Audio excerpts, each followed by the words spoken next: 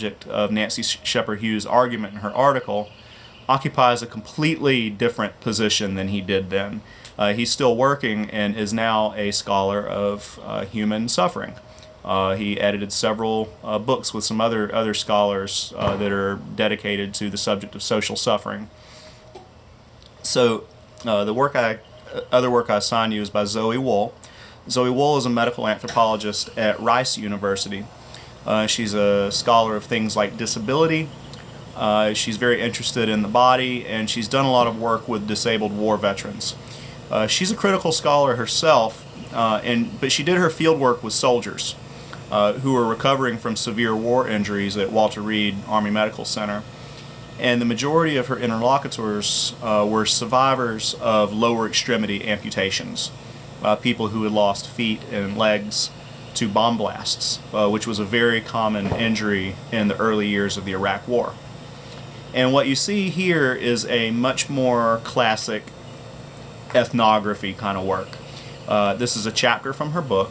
She's working to show what it looks like, what it feels like to be a patient at Walter Reed.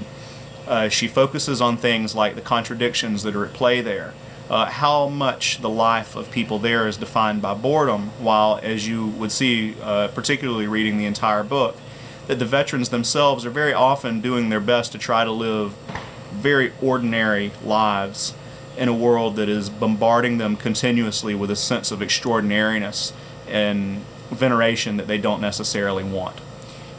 What you see is a very different style of writing than what Shepherd Hughes was waging in the 80s. Zoe Wool is neither assisting the clinicians, nor is she denouncing biomedicine necessarily. She's trying to, in great detail, paint the picture of the place for readers. With that said, there has been a little bit of a critical response to Wool's work by critical anthropologists who felt that her presentation of the situation at Walter Reed and of the people that she was working with was in fact too amoral. That she had a responsibility to more overtly place the situation that she was looking at within the context of a violent colonial war that's killed an incalculable number of civilians in Iraq and Afghanistan and other places too. I don't, on a personal level, I don't see this work as amoral, but I'm open to that interpretation, and I'm curious to see how you feel about it when you turn in your papers this week.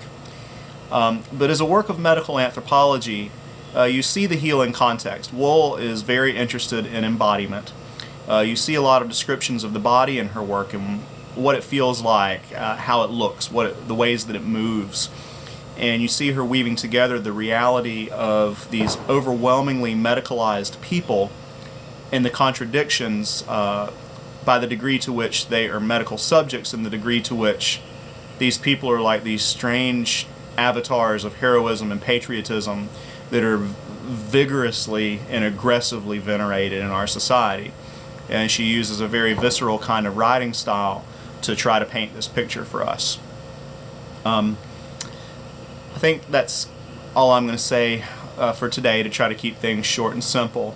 Medical anthropology today has become, it's a very broad discipline and is not as overtly split between clinical and critical anthropologists as it used to be.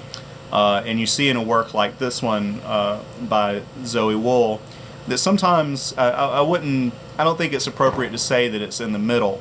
I think most medical anthropology works today are kind of on the critical side of the spectrum. However, the reality of the clinic is taken for what it is, and people try to portray it as accurately as they can. And overwhelmingly what medical anthropology today does, among many other things, is it looks at the ways that medicalization has shaped our society. We often work in other contexts. We work with indigenous healing systems. We do field work all over the world with the various modes of healing that exist in different places. But very often in some way or another, the work is signaling this kind of hegemonic place that the process of medicalization has assumed over our society, through which we increasingly understand the experiences we have in day-to-day life as being medical things. I think I mentioned to you in class last week that I had this conversation with someone, this promising young psychologist who was feeling very motivated to discover the genes that are responsible for the experience of post-traumatic stress disorder. And if we look at something like post-traumatic stress disorder, medical anthropologists have put a lot of work into showing how, while not calling the suffering associated with that condition not real, there's a pretty significant social and political context underlying the generation of that medical diagnosis as it appears in the Diagnostic and Statistical Manual of Mental Disorders, as it showed up for the first time in the year 1980. And medical anthropologists tend to study things in that way. So we can talk about that a little bit more. I am going to let you go just to keep things relatively short. But I'll see you again soon. Take care.